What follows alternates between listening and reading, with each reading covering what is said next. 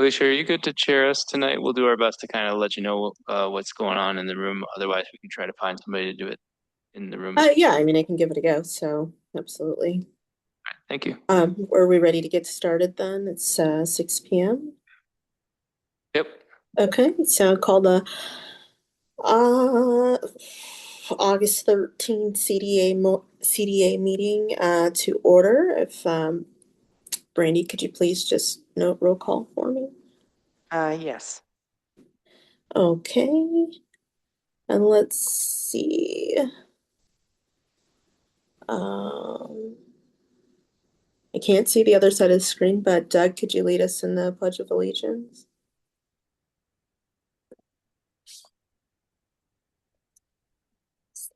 I pledge allegiance to the flag, of the United States of America, and to the republic for which it stands, one nation, under God, indivisible, with liberty and justice for all.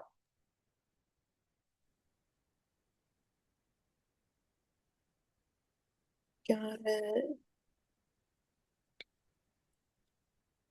I believe up next is just the approval of the last meeting's minutes. July 9th meeting minutes. Move to approve. Um, I just had one correction on those. I don't think it matters, but they're numbered wrong, so but other than that, all those in favor? Aye. Aye. Aye. All right, motion passes. Okay. Let's see. Any public appearances? No, we have not. And sorry guys, I'm following along here, but up next, then it's hopping into 7.1, correct? Yes, so we're going to discuss potential action regarding the potential to put another CD together. So we just wanted to pull up the memo just for everybody as well too. Might not work. Yeah, thank you.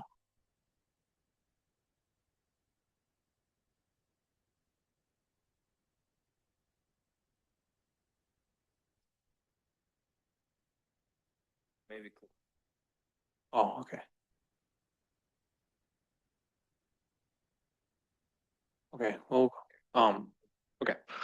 But anyways, from the last meeting, we had noted this, that within our fund in 940, CD had come due and was fully matured.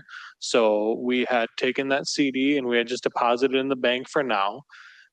With talking with Alex, we wanted to at least explore with our institutions if there are any institutions out there that had any type of specials whatsoever for a new CD that was around the 6 months. We are possibly looking at a year, but just thinking a little bit more long term, you guys might want some cash on hand within here. So we kind of limited that back and looked at 6 months. We sent it out to some of the regular institutions that the village works with, and only one financial institution did come back to us, DMB Community Bank, and they proposed a 4% APY, which is annual percentage yield CD for the CDA for up to 6 months. Within the memo, I did put in a little financial analysis, just kind of showing that between 500,000 and then up to $1 million is in chunks of 100,000, just how much interest earnings there'd be. Essentially, to kind of summarize it, for every extra 100,000 you put in there, you gain an extra 2,000 of interest. While it's 4% annual percentage yield, that's 4% throughout an entire year. So if we're just going to do a 6 month CD, then we'd actually be getting 2% interest on that. Overall, last time the CDA took out a CD, it was at 3.3%. So rates are better right now. So essentially, just for discussion for you, for the commissioners tonight, is to determine whether or not you would like to do another CD. If you see yourselves might needing some cash in a shorter term, like before 6 months. If you do, then I just don't advise a CD at that point. Your savings within your bank is doing fine. It's not going to do as good as a CD would be. But if you don't foresee yourselves needing a large amount of cash, 500 to $1 million, well, then we could put in for a 6-month CD and start earning some interest. So again, just for tonight, just some overall discussion to see if you all think that you might need some cash in the short term. And if not, just at what level, if you all would want to do a CD, what level would you want it at so that we get some direction? Is $1 million the max? No, we can go even further than $1 million. I just showed up to $1 million just so that you kind of get an understanding of every. How high could you go? They didn't really give us a limit, to be honest. I could. How much, I couldn't. how much do you have to put into it? We do have a limit. Yeah, overall we do. I didn't ask if like the bank had a limit for how much we'd want to put in.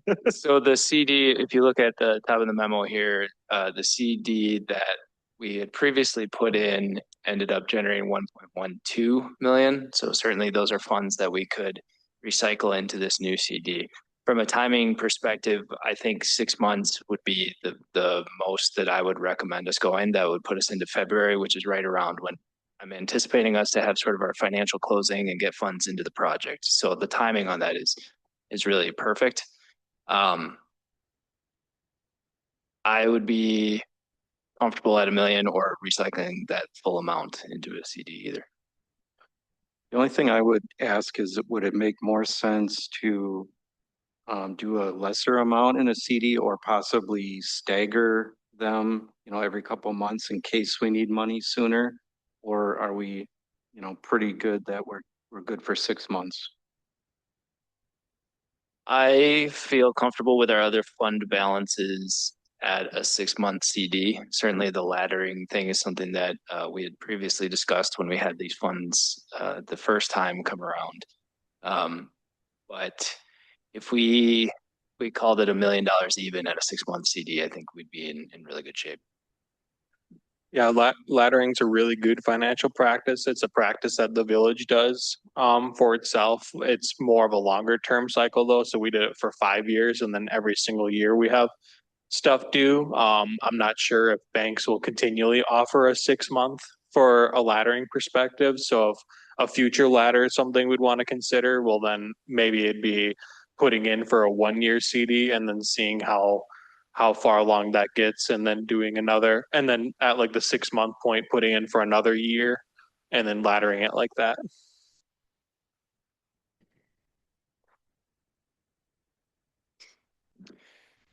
So I will just say that the funds, that 1.12 million is a source of funds that we use to back the loan commitment to the project, that $3.3 million loan commitment too. So I think it is important that we have these funds available to make that commitment for the project too. So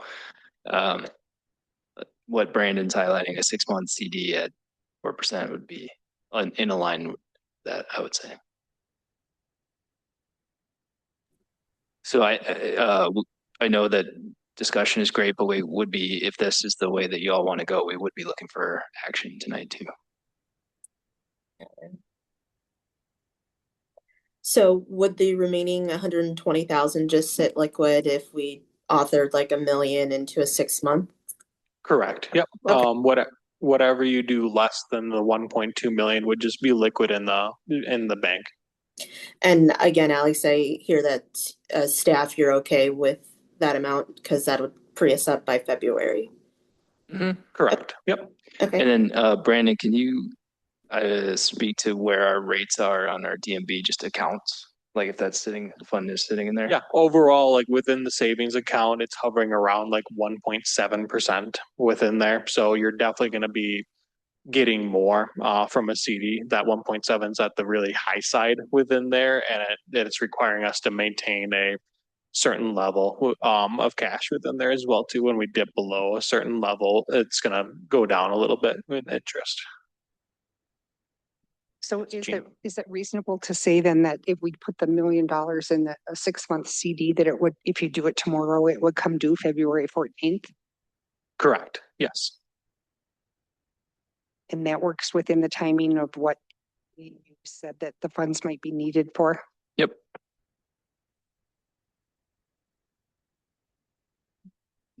So if that is something, the agenda, try to pull it up here, has the motion that we'd be looking for somewhere, wherever that may be. So would you do it tomorrow? I would try to. We could definitely try, yeah. I think in my memo at the very bottom, I think I put recommended language in there. I can do it. So, I move to make a motion to authorize the executive director to invest up to $1 million in one six-month deposit. Oh, sorry, I'm not sure if this is the exact wording. Yielding no less than 4% APY, provided. Excuse me, yielding no less than 4% APY, and then while retaining at least 120,242.74 in liquid funds. I'll second. Oh. Go ahead. We're going with Sheila for a second? Sure. All those in favor? Aye. Aye. All right, motion carries.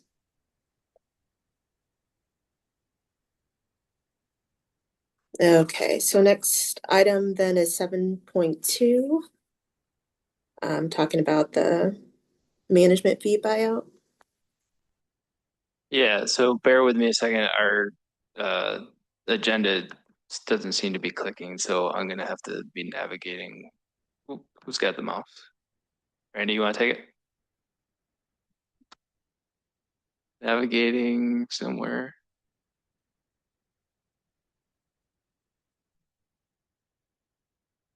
Bring up the various items here. So just as a little bit of background while I'm doing this, for those who weren't on the CDA when we initiated this, the CDA sold a 32 unit property that we owned and was retained as the management agent through this property management agreement.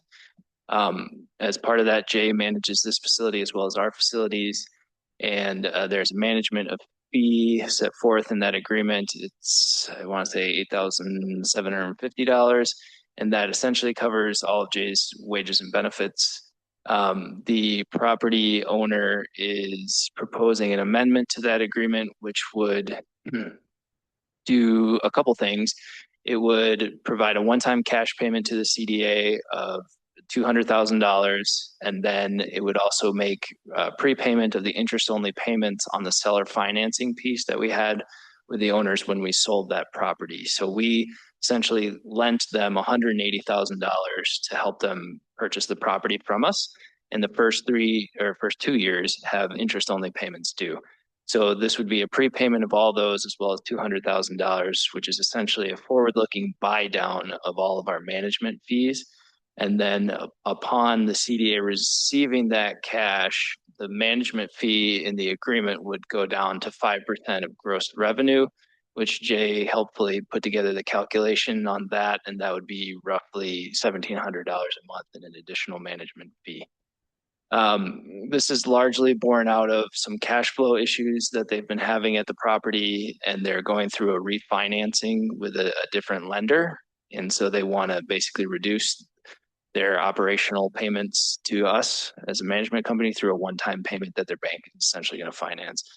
To me, this is a really good deal for us. We get a prepayment on all of the management fees that were due through the completion of the agreement, and we're still getting management fees, and we're getting prepayment of interest payments. So this is all upside for us, but happy to answer any questions. Wasn't this a time limited thing where we were property managing this? When does that run out? Yeah, so I've got the management agreement on hand here, but the term of it, which I'll zoom in here, was essentially, I think it's 3 years, or when we have a certificate of occupancy at the new building. So yeah, it's in full force and effect the early of 3 years or 30 days after we let them know that we received a certificate of occupancy. There are termination clauses in here that allow either party, oh, here it is, either party to terminate the agreement. I can't click on anything in here. I don't know if that's a Zoom thing or what.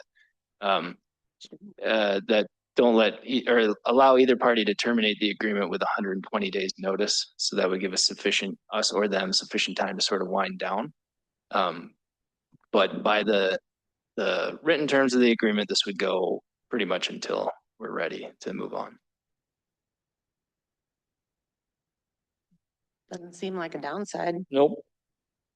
Yeah, thanks for providing that clarity because only saw the reduction in the fee, but it's good to know that there was an end date. So I'm okay to move forward then. Yeah, in essence, it's a monthly reduction in the fee, but I think we actually get an increase in the actual dollar amount that we're getting from a fee because of the one-time payment interest that we can earn on that, and then the continuation of monthly fees too. So it is definitely a good deal for us. I take it needed a motion. Mhm.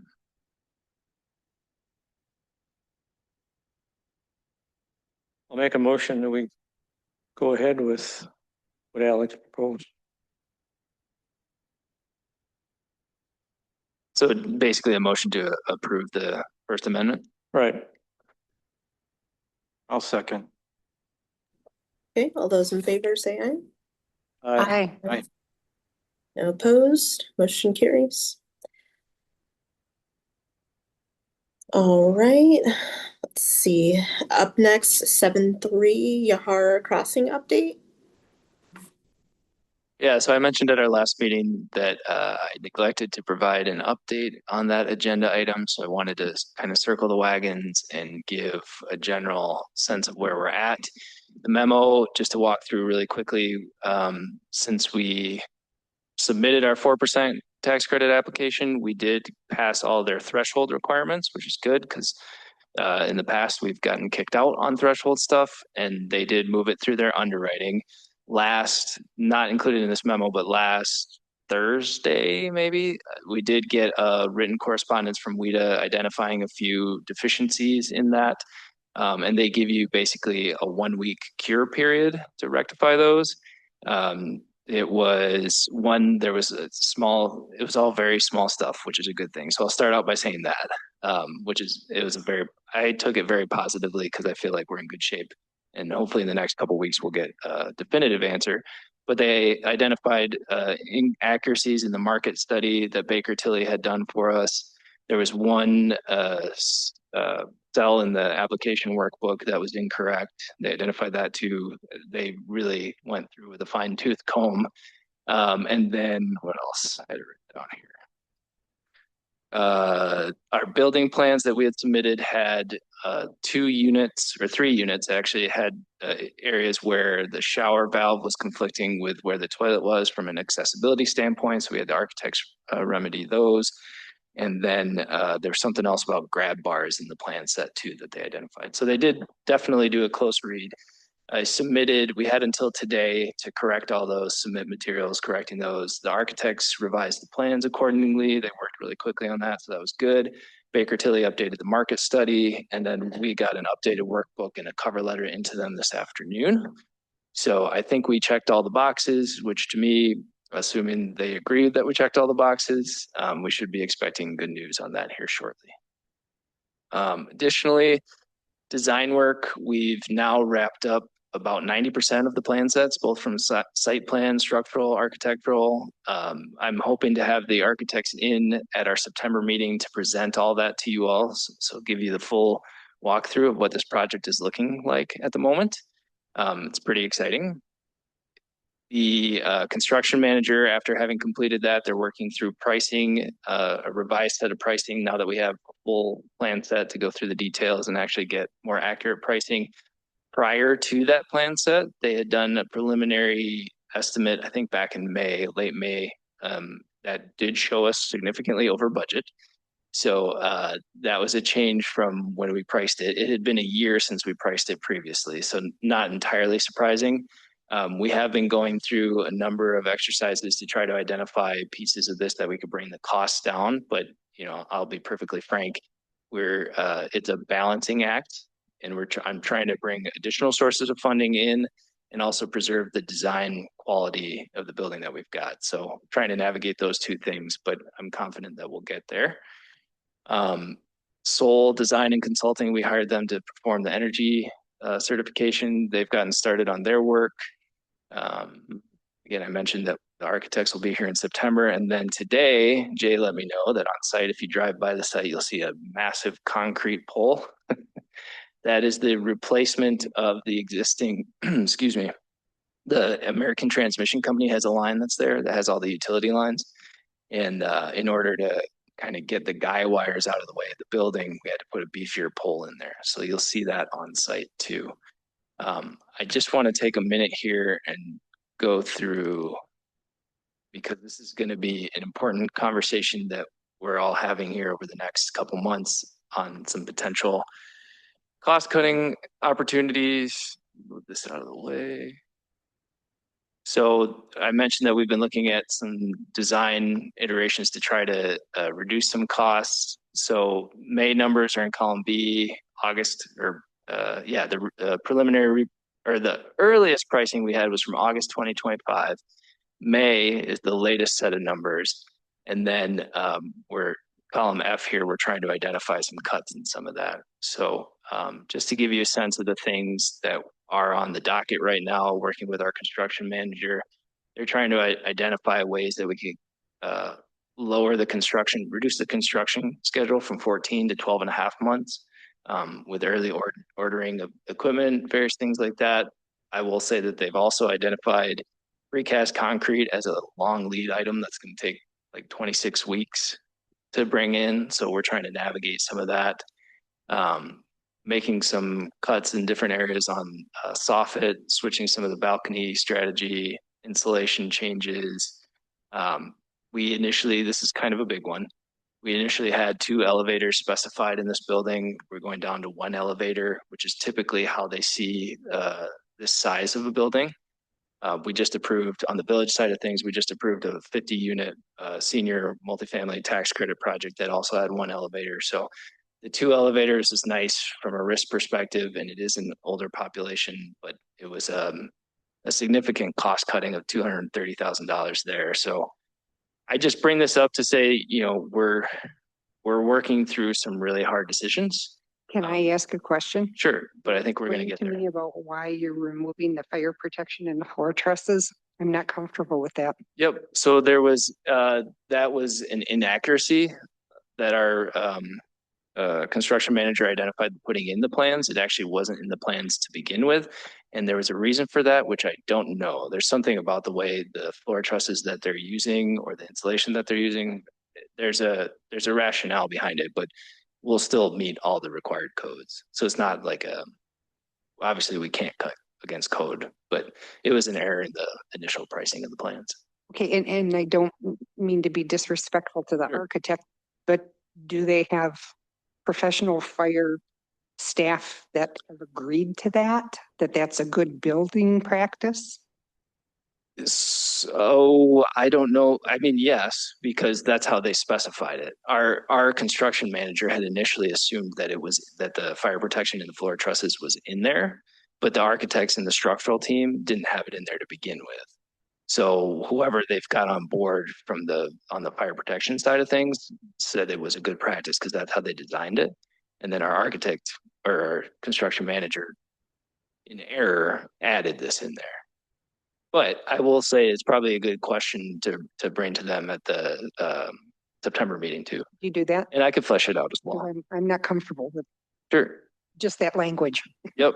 No, I get you. I get it. It doesn't look great. But it will be a safe building and a fire rated building. Especially with the population that we're going to have lived there. Yep. And it wouldn't matter. Do you know Yep. what I mean? Well, and even just changing the language in this document Sure. be more accurate, because Yeah. And there was a fire protection that we're like cutting yes, costs. for sure. Sounds like that's not. So that's a good point because part of this is probably just my shorthand and not being in the fire protection world. So take it with a big old grain of salt, Gene. Yeah. And it is a record Right. that Right. Yeah, exactly. So as we kind of keep working on that, I just wanted to share it so that you get a sense of some of the things that we're considering. I guess, are there any questions on any of that from an update perspective?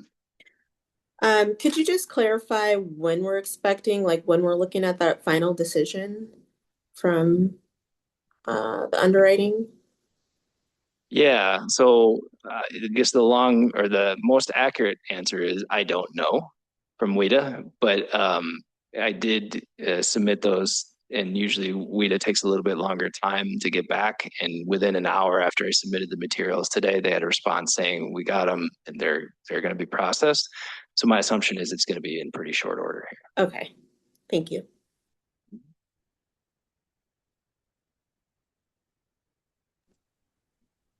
That's all I had. All And right. it's just a related but not on here question. I love that we have like a sign saying what's coming. Is there any point where we can put like a visual with that of what the building is going to be? Because I think people are interested and excited about whatever that is, but the words don't say much, whereas a picture would be pretty cool. Yeah, candidly, I've been holding off on doing that. I know we've talked about it at various meetings in the past. I felt the need to hold off on it until we had, just until we knew that we were getting tax credits. Because if we ended up not getting an allocation and had it there, then we're in a very different position, and I'd hate to have to walk back from, I something. agree. So, but as soon as we get that, then I can feel pretty confidently that this project is going to move forward as it's designed. And then, yes, absolutely. As long as you guys are still comfortable with it, we'd happy to get some visuals on the fencing. Awesome. Okay, if there's nothing else, moving on to 7.4, resolution 20265044, about the investment grant application for. So with the funding constraints that we're facing, and the value engineering that we're doing, there's an opportunity to apply for a community development investment grant with the Wisconsin Economic Development Corporation. The CDA has a history with successful grant applications with WEDC. The small business grant that we did was a WEDC program. The site assessment grant for this project, which helped out with environmental remediation, was also a WEDC program. Talking with their regional rep for their grant programs, I had this project sort of preliminarily vetted, and they also feel this would be a good fit for the CDI. We do need a formal board resolution to submit the application. So that's what I'd be looking for tonight in the resolution. I also did include, in addition to the memo and the resolution, the draft of the grant application too. So happy to answer any questions on any of that.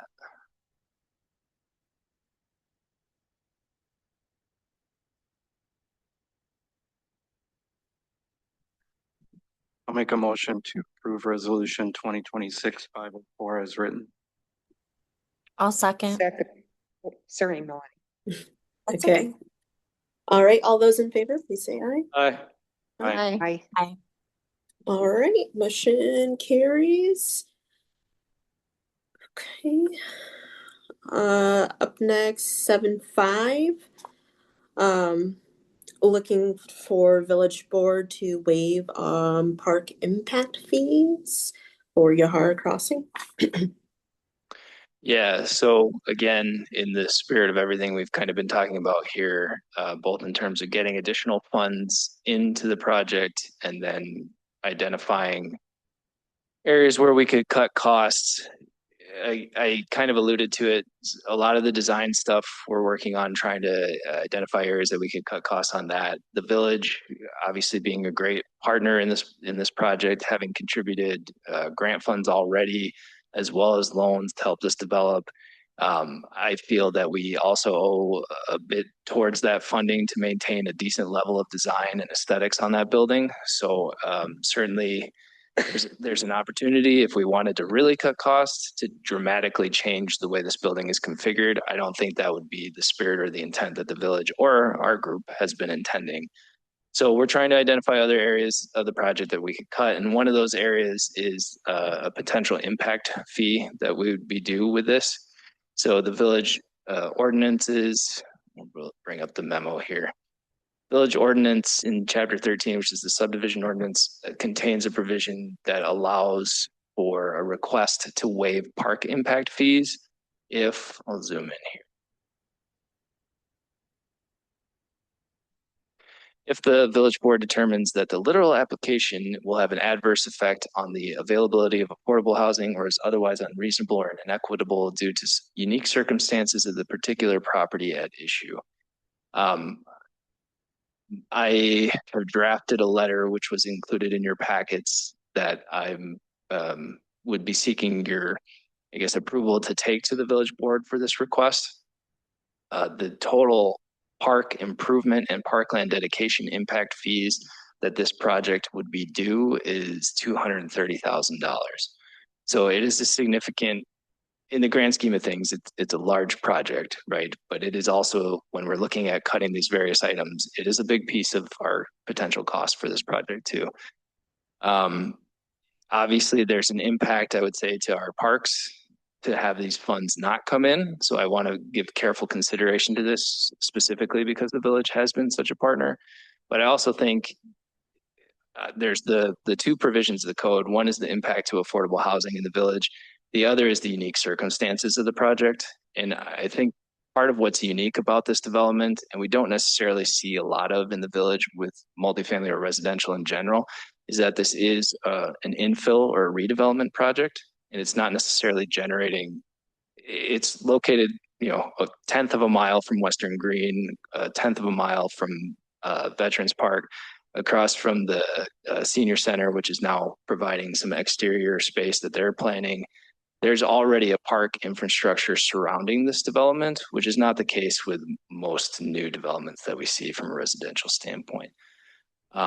So I think there's arguments to be made from that standpoint. In addition, we're providing, while it's not dedicated public space, it's privately maintained public space in that northeast plaza. So that is open to the general public. The resident courtyard is an amenity for residents, again, trying to take some of the impact off of use of the parks. And it is, generally speaking, an older population, which I hope they and use outdoor recreation. We certainly would encourage it, but probably is less of an impact to our park systems than younger families with kids.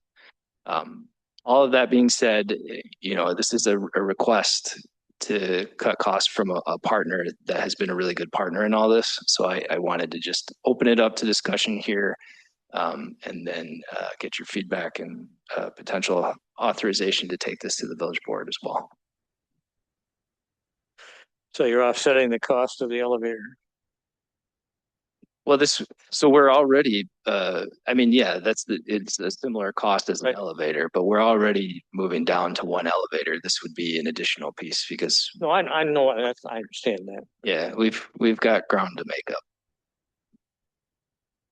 The village isn't like expecting this fee and then like they don't have it like pre-planned, budgeted that it's going to be taken away. No, it's not, well, I'll let Brandon speak to some of the budgeted piece That's too. nothing. I don't think we can reasonably plan for budgeting for development to come in. I will say that I did connect with both Judd Blau, who's our Director of Public Services, and Reese, who's our, she's got a longer title, Parks and Rec Coordinator, and just let them know that I was planning to take this request to you, and then if you felt favorable, I'd be planning to take this request to the village board as well.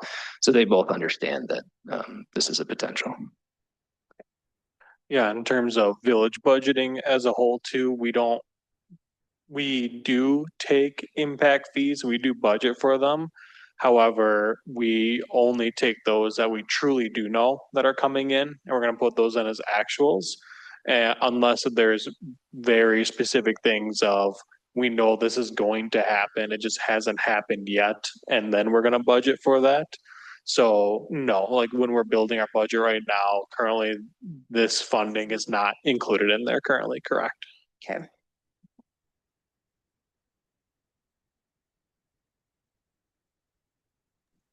All right, so we're looking for a motion on this.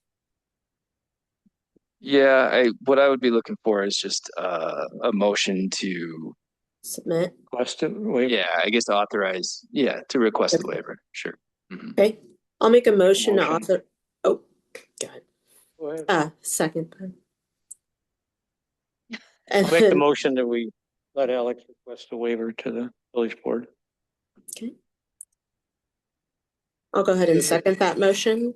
And then all those in favor, please say aye. Aye. All right. Any not in favor? Okay, motion carries.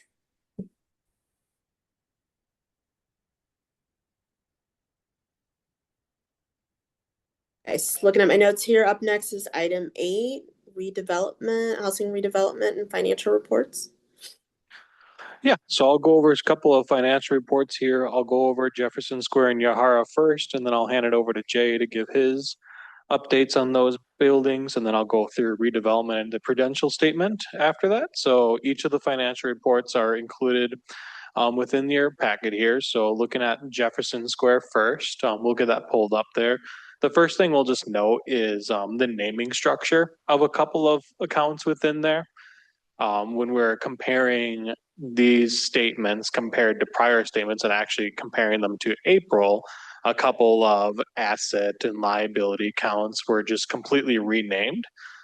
We did talk to Attic Angel about that, just kind of curious why that might be the case.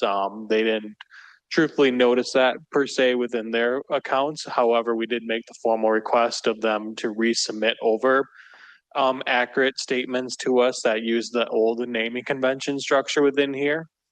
So like the ones that Alex had just highlighted, for example, like security deposit escrow or capital reserve funds, if you were to look at statements back from April, March, February, et cetera, those had just completely different names on them, but for whatever reason, they're just named differently now. So we caught that and we're requesting reissued statements over to us so that they are just named accurately per our books as well too moving forward, and so that there's just no questions or concerns within them. Overall though, other than that, the rest of the balance sheet is relatively straightforward, looks relatively similar to months before in the past. When we look at the revenue and expenditure side, the fun thing about June is now we get to kind of compare it to half of the year, right? So you look at June, the 6-month review, total revenues, you're looking at 361,000 of revenues. What was budgeted for is 410,000. So halfway during the year, you're exceeding what the projected revenue amounts are supposed to be. Residency fee revenue is just the one thing I'd bring up by itself. Residency fee revenue is currently year to date around 75,000 versus a budget amount of 177,000. So it's 102,000 below its current budget amount. So it's slightly underperforming comparing to the rest. However, the rest of your revenues are going above and beyond what they're supposed to be doing. So absolutely good things to see. When you look at operating expenses as a whole, operating expenses currently year to date is just around that $219,000. Budgeted is $372,000. So it is 153,000 favorable as of now. So slightly above expectations as of this year. One big thing to note though is that while we are favorable right now, there are some expense lines that just haven't had any expenses coded to them. So for example, there's a line in there specifically of refurbishment account that has a budgeted amount of $90,000 in that, and there's $0 expended so far. So there might be some bigger expenses coming down towards the second half of the year. It's just worth kind of continuing to monitor. But as of right now, today, there isn't any huge fear within Fund 930 at least. Just to give a little bit more context on like the refurbishment and then the earned residency fee, I think it was. Yeah. So those are capital side things. So that's not in the operational budget. So a lot of that will be with move-ins. So it's going to be chunky, and a annual projection isn't necessarily going to be that helpful, because it's not based on regular revenue or regular expenses that are occurring. So I just want to keep that in mind too. And also, just looking through this, I'm now again confused with, I think some things happened when they ended up changing those accounts names. So I don't know how much stock I would put into this one right now. We'll get a cleaned up, corrected version of it. Yeah, so when we get a corrected one, we'll include it in there again, or at least make a memo or note of it if there's anything significantly or big changes within there at all. If there's no other questions or concerns about Jefferson Square, I'll move on to Yahara River after. So just like last month again, Yahara is very liquid overall, due to the exceeding revenue of the disposal of the duplex within there. Outside of that disposal, if we were to just look at the balance sheet as a whole, balance sheet looks relatively similar to months up before. You'll notice the large CD in there still. Well, that's as of June. That CD had come and due after June. So when we look at July's statement, that CD amount's going to go down, but due to your authorization tonight, when we get into the August statements, we're hoping that CD will just be brought right up there with another $1 million, as we'll try to get that done right away tomorrow. And there'll just be a little fluctuation that you'll see within this next 2 months here. Looking over at just revenue and expenditures, outside of the disposal revenue, just because if you were to look at revenues as a whole, it looks fantastic just because of the disposal of the asset. So if you just take that disposal of the asset, that 332,000 out of the equation, look at the rest of the revenues, tracking it between the budget amount to year to date, you are looking at just right about 50% within there. So it is doing exactly what you are budgeted for. So that is fantastic. And if you were to look at the operation expenses as well too, operating expenses are at just about 81,000 out of 164,000 budget. So you can't ask for much closer to 50% than that at the end of June. One thing I do want to point out with the operating expenses is wages and benefits were higher than normal in a typical month. The reason for that is actually because May was supposed to be higher than normal. May, we had 3 payroll periods. And normally what happens in the village side is we reconcile it at the end of the month, and then we do a journal over to Fund 910 with, sorry, 940 within here to offset the reconciliation. But when we reconciled, we didn't capture that third payment or the third payroll, as that third payroll was almost one of the last days of the month. And we did it just slightly beforehand. So instead, that was just captured in June. So it's nothing to be concerned about. Just May, we had 3 payrolls. So we captured that extra payroll within the June month instead. Other than that, any questions or concerns regarding Yahara? If not, we'll turn it over to Jay for his updates. Demery shot me a update this morning, or this afternoon, excuse me. Still have 2 vacant units over at Jefferson Square. 735 Jefferson Court is still vacant. I don't know why, other than the fact that it was the smoke unit. If there's other hangups for people in that one, but it remains to be still remains to be sold. And 715 is also vacant, but they are expecting a reservation for that one next week. We've been not fighting, that's not the right word, I guess. We've been dealing with the insurance company over the losses at both properties, trying to get that straightened away. Just this afternoon, kind of got confirmation from the insurance company about what payments. So we've received 2 checks. We're waiting on another one. We've got the splits for those, and materials have been ordered. And so we're going to start to see some work getting done out at Jefferson Square to repair the damages from the storms. And I think that's about all I've got. Nothing new in 740 world, other than still dealing with that stuff over there also. Storm damage. Perfect. Thank you, Jay. Now I'll move over to Fund 910, which is the redevelopment fund within there. Alex already kind of touched a little bit on the overall project within here, but looking at the balance sheet, comparing it to prior months versus this month, it's all going to be looking relatively the same. I'll point out again that at the end of the balance sheet, it does show that negative net income of $133,000.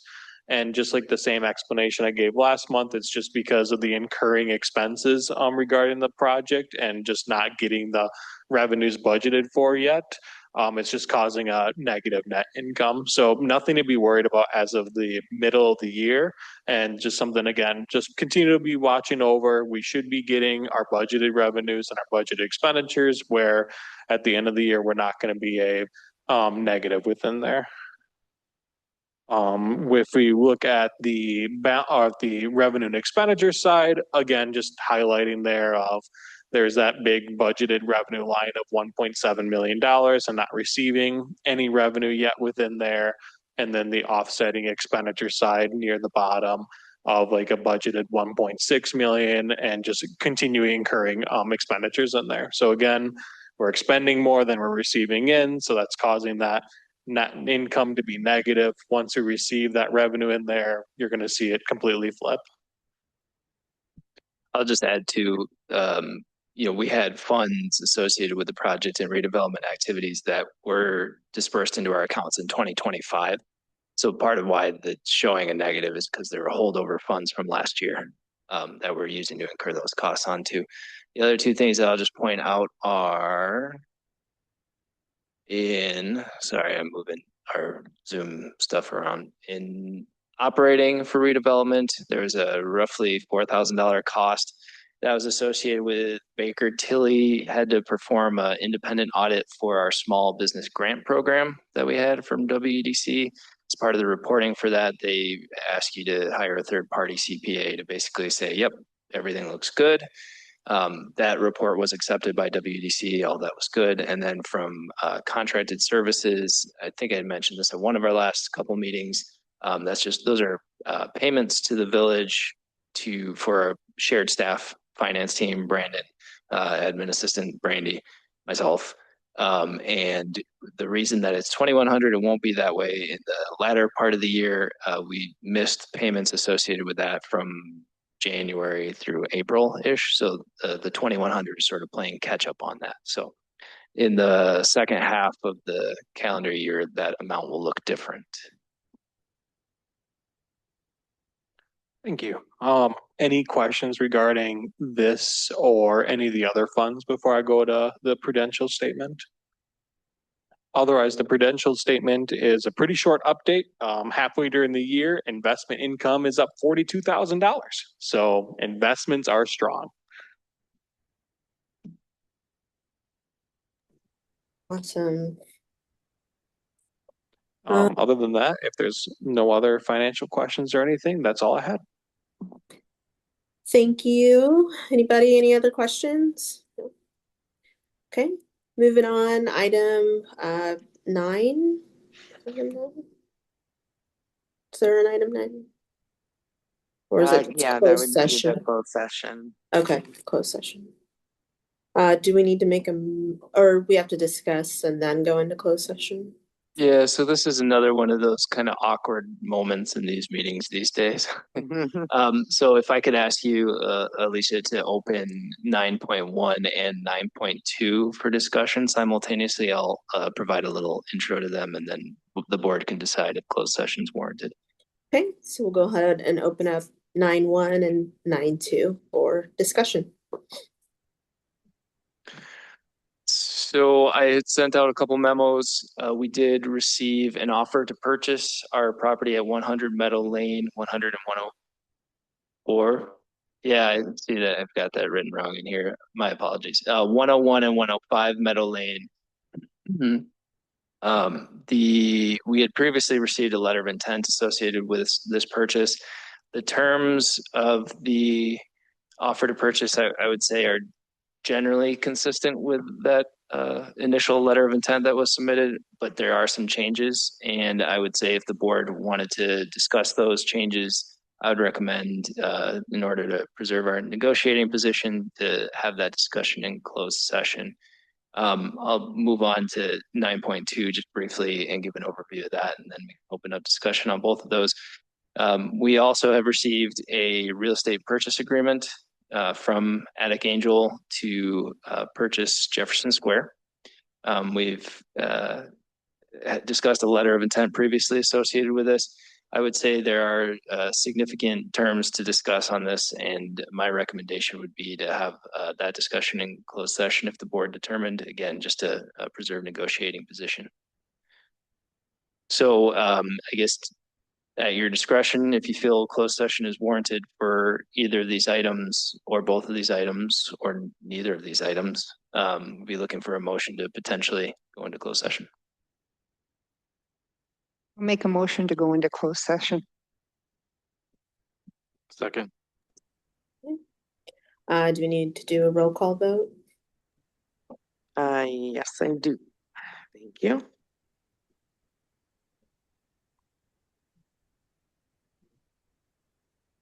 All right, so roll call vote to go into closed session. I have Commissioner Bartloff, Aye. Commissioner Wiersma, Aye. Commissioner Briggs, Aye. Commissioner Mancheski, Aye. Commissioner Mankey, Aye. and Chairperson Williams. Aye. So motion passes 6-0. Give me just a moment to get the breakout rooms set up, and then we'll be ready to go.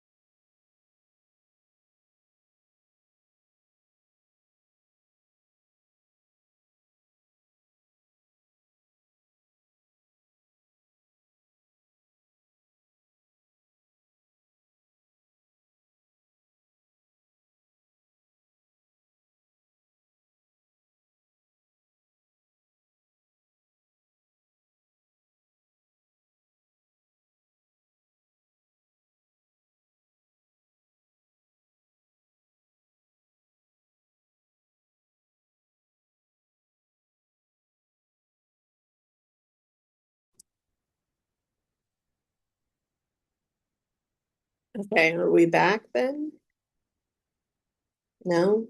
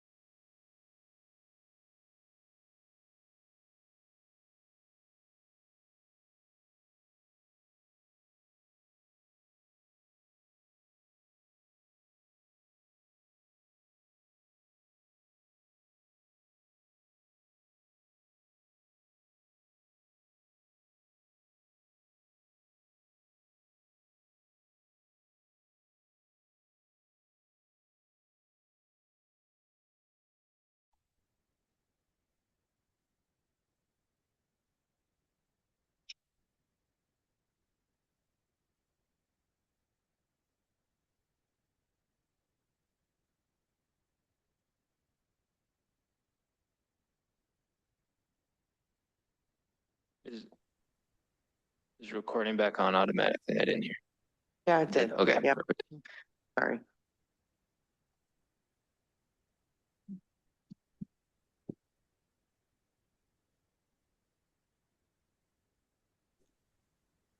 Okay. So we just have to address the motion coming. Yep, so we'd be looking at item number 11 here.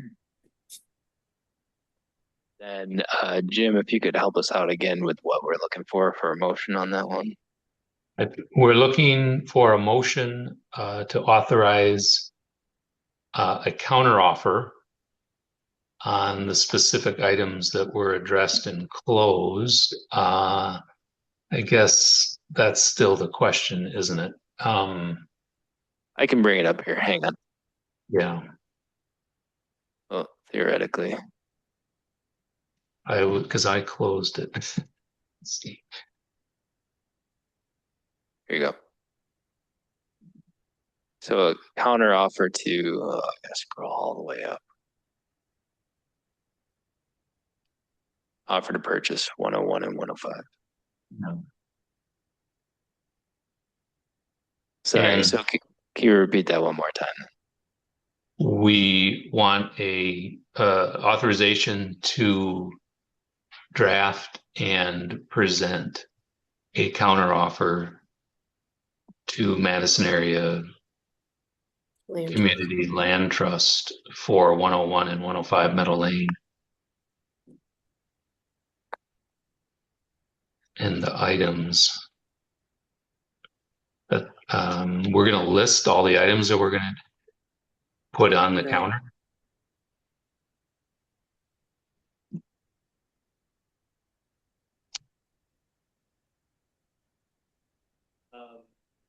Sure, we can go through that again.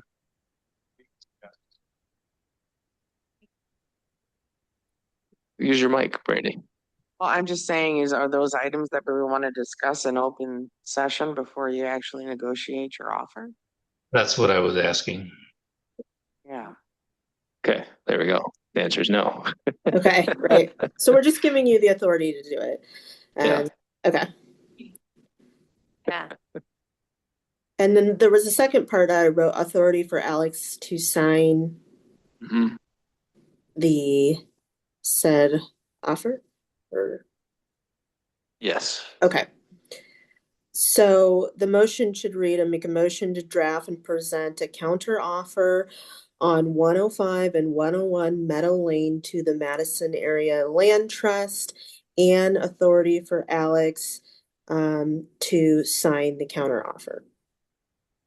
A second. Nice. All those in favor? Aye. Aye. All right. Any opposed? Motion carries. Good work. And then nothing on the second item is coming out of closed session. And so is there any other business that comes before?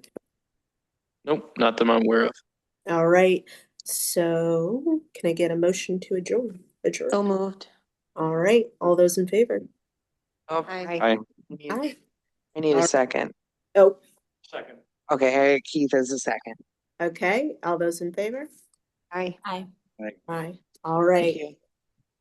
Motion carries. Everybody have a great evening. Thank you. Thanks, Jim. Good luck, Trustee Barkov. Thank you. Good luck, Melanie. Thanks. Aye. Bye. 3 days.